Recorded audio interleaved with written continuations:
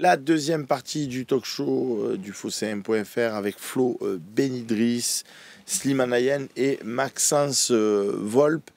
De Zerbi a-t-il la clé? Alors je vous pose la question dans le sens où j'aime bien critiquer, moi, toujours. Bon, j'aime bien critiquer avant les matchs en général, parce qu'après les matchs, c'est tellement facile de dire pourquoi elle a fait ci, pourquoi elle a fait ça, pourquoi elle a fait cet autre. Mais quand Tudor, par exemple, était parti justement défier Lille, alors que c'était un match important et qu'il avait décidé de sanctionner Payet, en ne le prenant pas dans le groupe, c'est un choix. Je veux dire, il a fait un choix, il a dit, moi, Dimitri Payet, je ne le prends pas, c'est un choix. Sampaoli, il a fait d'autres choix, on ne va pas redécrypter tous les choix de tous les entraîneurs.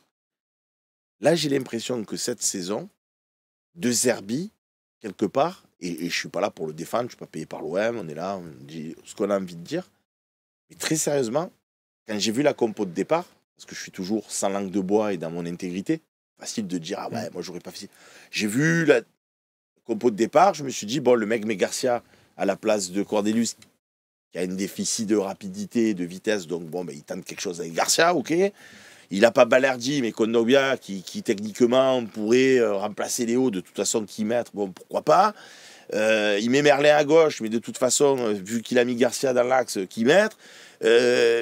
Bref, en fait, vu que Guiri était blessé, ben, il a Miro, dont Max, tu disais Mopé, moi je suis désolé, mais ça ne me convient pas, et moi pareil, et donc Ibero à la pointe de l'attaque. Mais en fait, je me dis, qu'est-ce qu'il peut faire avec cette défense en carton qu'on a? Qu'est-ce qu'il peut faire avec Greenwood qui marche sur le terrain, Enrique qui est l'ombre de lui-même? Alors on peut dire, ah ben c'est lui qui les entraîne, il les motive pas assez. Ça c'est un argument que j'entends tout à fait. C'est à lui à mettre tous les joueurs en confiance, etc. Mais en dehors d'eux, mais comme je l'entends à toutes les conférences de presse et à chaque match dire, putain, je dis aux joueurs, il les a piqués, il les a câlinés, il a donné des jours de congé, il les a retirés.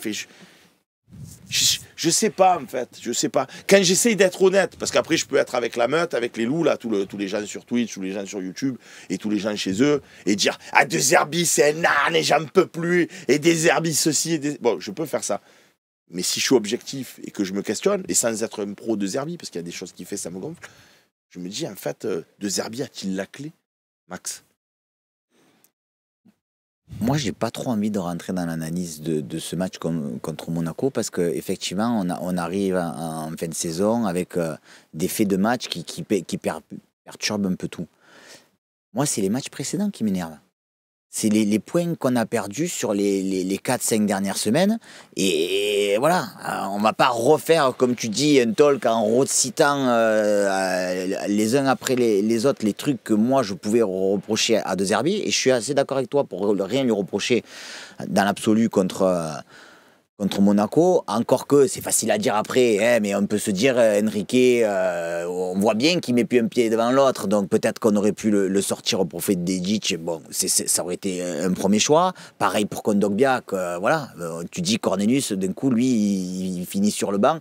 À la base, c'est toujours lui qui remplaçait Balerdi quand Balerdi n'était pas là, donc il aurait pu aussi jouer Cornelius et mettre Kondogbia sur le banc. En toute sincérité, avant le match, tu vois la feuille de départ, tu te dis, ah putain, il y a Kondogbia. Je suis en train de te dire ça. Mais par contre, les matchs précédents et la façon dont De Zerbi a décidé de faire jouer l'OM contre Reims, cela ne me convient pas et je l'ai déjà dit plusieurs fois. Jeu. Donc oui. En fait, toi, tu n'aimes pas le jeu de Zerbi, mais ça je l'ai compris. Mais il ne va pas avoir un autre style parce que ça ne te convient pas. C'est encore autre chose. Certes. Sauf qu'on est d'accord qu'au final, on m'aurait torqué en début de saison, ouais, mais si tu regardes bien, on prend des points. Et je dis, ouais, mais regarde, on a été hyper comment on dit réaliste. Voilà, on avait des XG à 0,5, on avait marqué 3 buts. Donc je disais, bon, ben, tant mieux, on gagne. Et j'étais comme toi, je disais, tant mieux, moi je suis pour l'OM, on gagne. Et au final, ça ne peut pas marcher tout le temps. Quand tu ne te crées pas d'occasion, et c'est ça que je reproche, c'est qu'on ne se crée pas d'occasion. ou très peu dans un match. Et quand il est en conférence de presse, ça m'agace aussi. Il dit oui, mais on a eu 2 occasions si on avait marqué les 2 buts. Ouais, mais j'ai encore une fois, moi j'ai vu des fois l'OM qui se crée 10 occasions dans un match. Et si tu as marqué 2, ben, tu t'en satisfaisais. Là, on a 2 occasions, il faudrait à chaque fois marquer 2 buts. Ben, c'est pas comme ça le foot. J'ai l'impression que Roberto De Zerbi, et c'est souvent ce qu'on nous a dit, hein, même sur les copains, sur Twitch, sur YouTube, tout ça, il a plus envie de ne pas perdre les matchs plutôt que d'aller les gagner. Mais moi, la réflexion que je me pose, et c'est vraiment des questions que je vous pose, hein, c'est vraiment des questions que j'ai, donc vous êtes là pour y répondre, mais j'ai l'impression qu'il se dit, parce qu'il n'est pas plus bête que Max, pas plus idiot que Slim, et pas plus incompétent que Flo, tu vois, il voit les matchs comme nous. Il se dit, j'ai Kondogbia derrière, c'est pas l'assurance tout risque. J'ai Garcia, je bricole.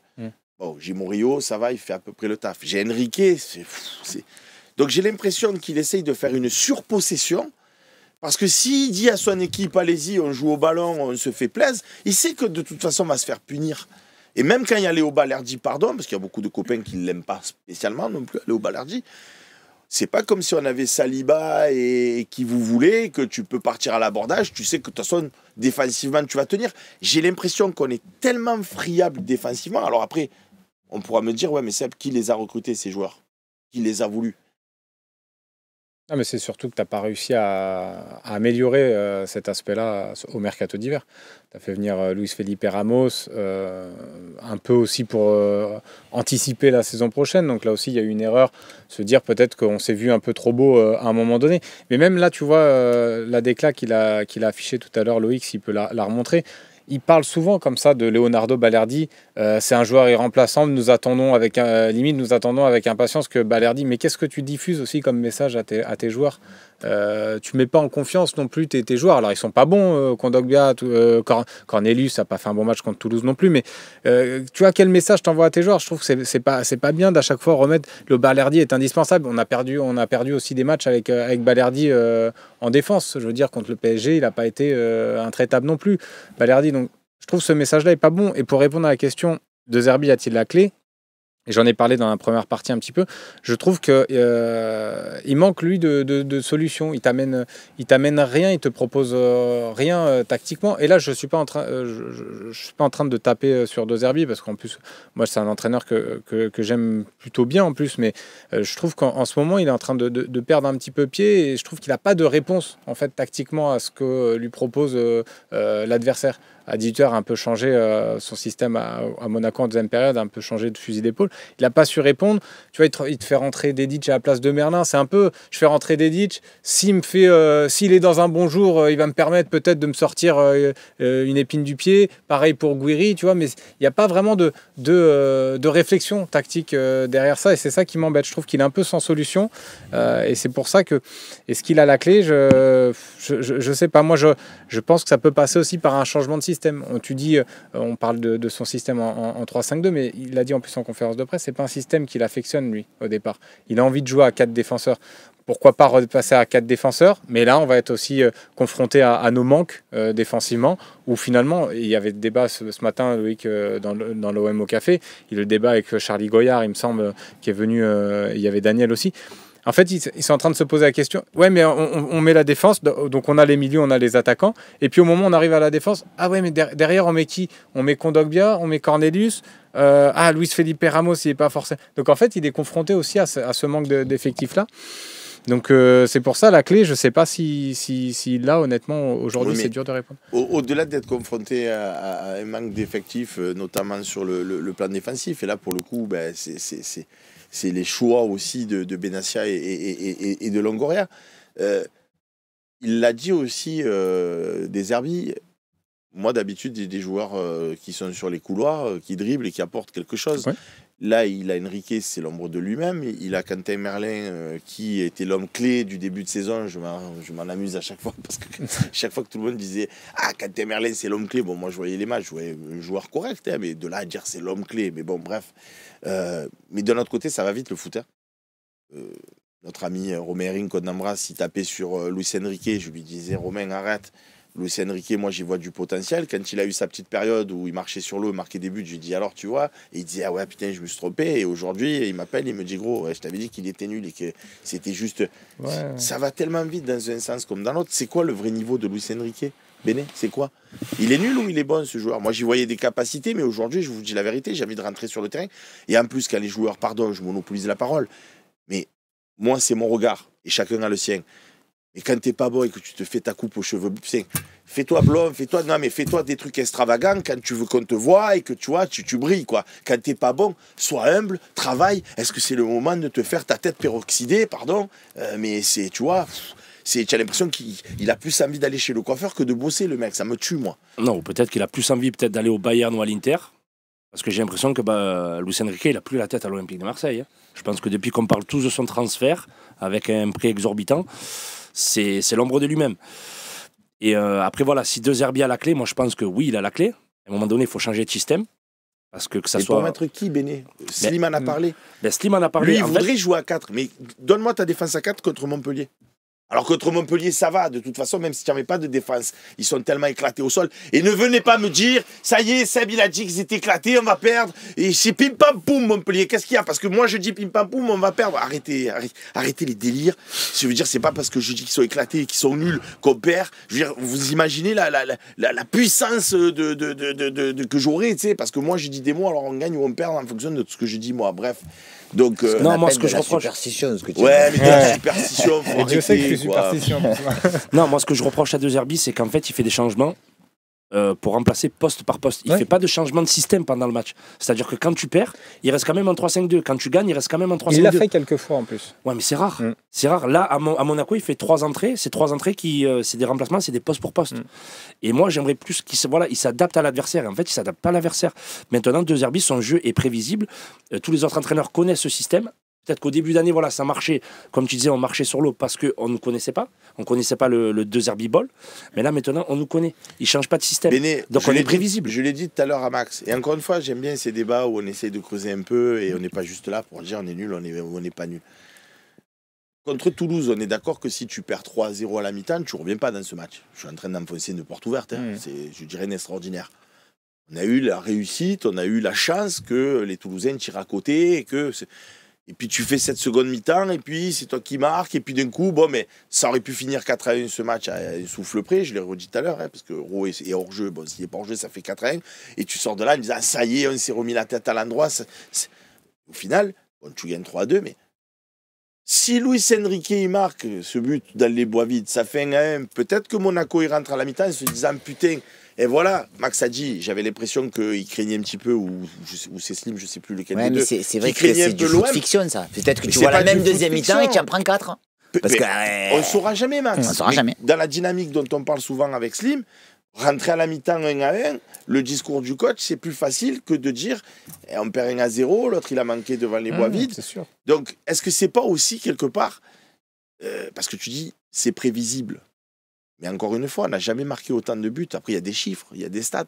On n'a jamais marqué autant de buts que cette année. Donc, on est prévisible, mais on n'a jamais marqué autant de buts que cette année. Donc, c'est plus que sous Tudor, que tout le monde dit on se régalait avec Tudor. Et plus que sous Sampaoli, plus que sous tout le monde. Alors, c'est l'opération du Saint-Esprit. Ouais, mais là, en ce moment, le tarif à l'extérieur de Rome, c'est minimum 3 buts. Hein. On se prend minimum 3 buts. 3 à Auxerre, 3 à Reims, 3 à Paris. On en encaisse beaucoup. On en encaisse beaucoup. Donc, en fait, tu te dis quoi? Faut gagner. En fait, il faut mettre à chaque fois 4 ou 5 buts pour gagner un match. On n'est pas capable de gagner un match 1-0. Moi, que je vois De Zerbi, je me dis, putain, c'est un Italien, le Catenaccio. Tu marques le premier but, tu fermes. Mais non, en fait, tu as l'impression qu'il faut marquer 4-5 buts pour gagner un match. Et ça, c'est pas normal. C'est pas normal. Et moi, je voudrais revenir sur ce que disait Slim, sur ses conférences de presse, parce que forcément, ça joue. Hein. Ça joue sur l'opinion publique, mais ça joue aussi sur les joueurs. Et je ne comprends pas certaines de ses déclarations. Je ne comprends pas sa dernière déclaration sur « Mais vous vous rendez compte, il me reste un défenseur central, c'est Cornelius. » Et il le cite.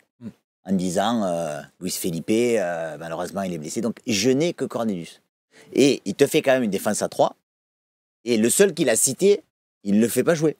Moi, ça me perturbe, ça. Je veux dire, mais pourquoi tu allais dire que tu n'avais qu'un défenseur? Tu te plains d'avoir qu'un seul défenseur central, donc, et tu le fais même pas jouer, quoi. Je suis pas à le faire 20 défenseurs de Cornelius, mais il y a des choses que j'arrive pas à comprendre. Il faut montrer quelque part à sa direction qu'il joue un défenseur cette année. Puisque tu envoies le message, comme tu dis, si tu fais un décryptage, tu dis en conférence de presse, j'ai qu'un défenseur de métier, c'est Cornelius, et tu ne le mets pas. Donc ça veut dire qu'en plus, le seul que j'ai... Ouais.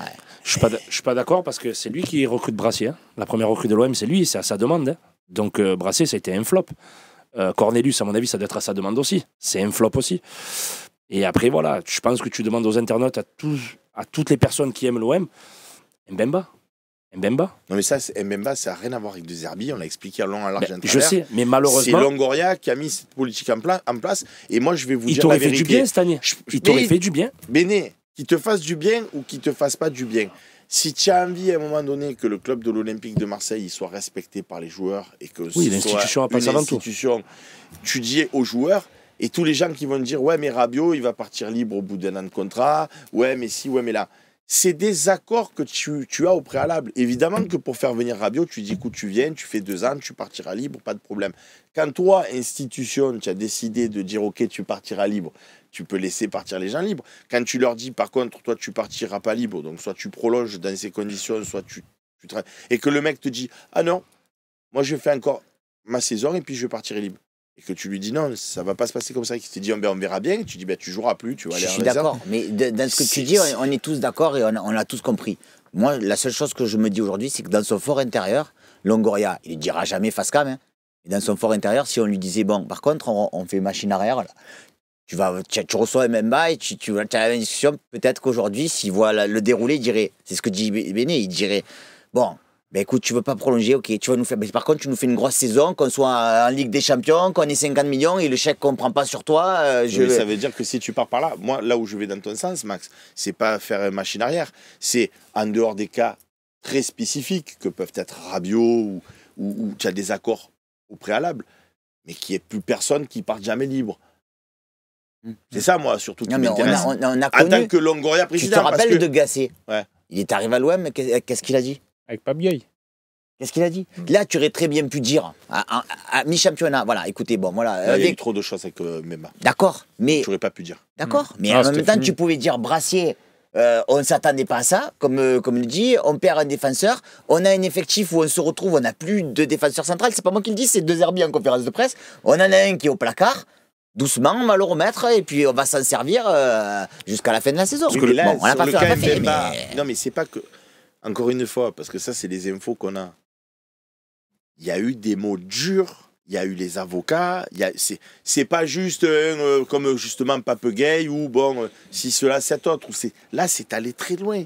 Là, les uns et les autres, ils veulent plus. Mbemba ne veut plus entendre parler de l'Olympique de Marseille. Non, mais sur le fond, sur la forme, je sais pas. Mais effectivement, sur le fond, c'était le même cas que Pape Gueye. Il voulait pas prolonger. Au final, il n'a pas prolongé. Il est parti libre. Oui. Mais Mbemba, il partira libre aussi. Sauf qu'au lieu de nous avoir servi cette année, il nous a servi à rien. Mais effectivement, c'est un débat finalement qui sert à rien. Voilà. Non, c'est une erreur de casting. Voilà. Les défenseurs cette année, voilà, c'était une grosse erreur de casting, tout simplement.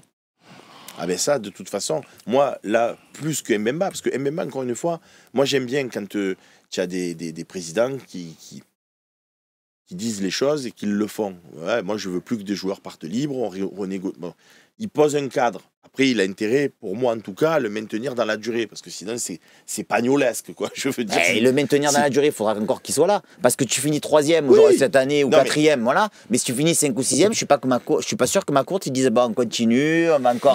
Peut-être que tu as tout qui peut exploser aussi. Hein. Si il est encore là, j'espère juste que sa jurisprudence Mbemba, elle lui servira pour la suite. Par contre, là où moi, je ne m'explique pas l'histoire, et là on sort un peu du cadre de De Zerbi, mais on est en train de refaire un petit peu le parcours de l'OM de cette saison, bien que le championnat ne soit pas terminé. Tu l'as dit toi-même Max, tu vois que Brassier c'est pas bon, tu le fais partir. Tu sais que Balerdi peut se blesser ou être suspendu. C'est qui les remplaçants de Brassier et de Balerdi? C'est Luis Felipe. Sauf que tu as pris un joueur, il est Carbo.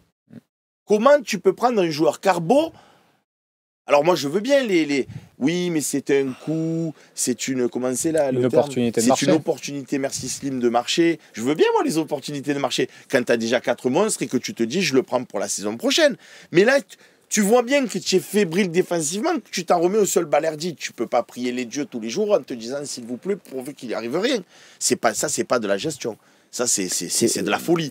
Et ils prennent un mec, parce que si on avait un Luis Felipe qui était du niveau de la Lazio, c'est-à-dire qui est toujours bon joueur, on n'aurait peut-être pas vu le même match à Monaco. Hein. et les matchs précédents, ou pas. Mais là, on n'a vraiment personne, quoi. Donc, qu'est-ce qu'il peut faire, en fait, de Zerbi, Max?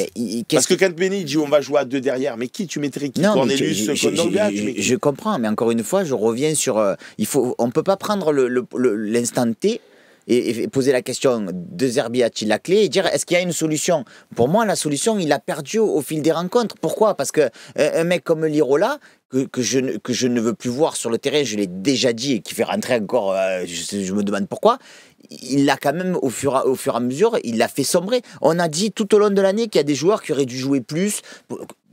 Ro, c'est le cas typique. Ro, il fait une presta moyenne contre Monaco, mais peut-être que s'il avait joué beaucoup plus de temps. Moi, je trouve que dans cet effectif, il n'a pas réussi à concerner tout le monde, et qu'au final, maintenant qu'il lui manque des joueurs, ceux qu'il n'a pas concernés, ils ne rendent pas. Et ils ne rendent pas l'appareil. Et voilà. Exactement. Ah ben ça, c'est ce que je vous ai dit depuis un moment. Quand tu non, mais pas sur jouer Ro, des mais joueurs, que sur d'autres. Hein. Ah mais c'est pareil pour tout le monde. Et encore que, ce qui va pas trop dans ce que tu dis, c'est que Garcia, pour le coup, il le fait jamais jouer, ni arrière-gauche. Oui, mais et d'un coup, il le met, il fait un match correct. Donc, il aurait pu aussi garder ça, c'est à mettre quand même à son actif. Hein, parce que c'est vrai que tu te dis, même si on en avait entendu dans la semaine que Garcia allait jouer central-gauche, au final, c'est une belle découverte. Et moi, je suis assez d'accord pour dire que franchement, je suis d'accord pour dire que je préfère continuer avec Garcia et mettre ou Cornelius ou Balerdi rapidement que continuer avec Kondogbia. Tiens, je te fais une transition. On va passer à la 3e partie. Petite pause publicitaire. 4 mars qui nous dit pour de bon Mbemba. Je sais pas ce qu'il dit. Sans Roulier, on serait 10e. Non, mais ça. Roulier, est-ce que quelque part, lui aussi, dans ce facteur réussite dont on parlait là sur cette partie, et sur la première partie d'ailleurs, est-ce que sur cette première action, en début de saison, il ne la capte pas tout simplement la balle? Quand Biret s'y tire, il la prend pas dans les bras et l'action se termine là, parce que là, il la repousse, et c'est une belle intervention. Après, il ressort une deuxième fois. Je reproche rien à Roulier. Mais là où c'était... Dieu le père en début de saison où il faisait des miracles. Est-ce que en début de saison, juste il la prend pas dans les bras et l'action se termine là, quoi, en fait. Ouais, peut-être. Après ça, on ne sait pas, on n'a pas une boule de cristal pour lire à l'avenir ou revenir dans le passé. Mais moi, j'aime pas trop ce type de réflexion. Sans Roulier, on serait 10e. Ce qu'a dit Roland Courbis, là, sans Roulier, on serait 12e ou 13e. Ouais, Roulier, c'est l'arbre qui cache la forêt. Non, mais il n'a pas non plus fait... il a fait de très bons matchs. Il n'a pas fait des matchs où il faisait 10 parades, tu vois, comme a pu faire Evan Diouf là, contre Lens. Il n'a pas fait ça à tous les matchs. Je veux dire, tu as un gardien, il est là aussi pour être décisif. Je veux dire, sans lui, on aurait pu très bien être aussi à cette place-là. Après, il t'a relancé quand même souvent, notamment en début de saison, par rapport au pénalty qu'il a arrêté. Oui, ça aurait pu changer le cours du match, c'est ce qu'on dit, c'est ce que Seb dit. Oui. Je veux dire, selon un but, à un moment donné, ça peut changer complètement le cours du match. Forcément, quand tu as un pénalty arrêté, ça te rebooste. Mais c'est comme si là, je te dis, si on avait eu Guiri contre Monaco, on gagne le match. On a 3 points en plus. Enfin, tu vois, tu peux pas. C'est des réflexions, moi, qui me. Sur le pénalty, en plus, à Monaco, il plonge du bon côté. Hein. Il est tellement bien tiré aussi. Tu peux pas aller tellement bien tiré. Il est tellement haut. Il est béni des dieux parce que je suis certain qu'il veut pas la mettre là. Mais il plonge quand même. Il est béni des dieux. Le mec, il a fait. Après, tu vois, il plonge quand même du bon côté. Après, Roulier, quand même. Alors, je sais plus si c'est avant ou après le premier but. Je crois que c'est avant. Il fait quand même une sortie à un moment donné complètement... Oui, en première période. Ouais, oui. Avant le but. Ouais, avant. Il y avait 0-0. Ça, par contre, ça me fait peur. Parce que du coup, moi, j'étais pas habitué à voir ça. Et parce que là, évidemment, c'est toujours pareil. On fait des analyses. C'est encore une fois, c'est des fait contre Toulouse en début de saison. Mais si tu prends le but... Mais à Toulouse, tu prends le but. Et oui. Si tu prends le but sur cette action-là, tu fais pas la même analyse de son match aussi. Ouais, c'est vrai. Les amis... On a mis 7 sur 10. On avance dans cette émission et on passe à la 3e partie.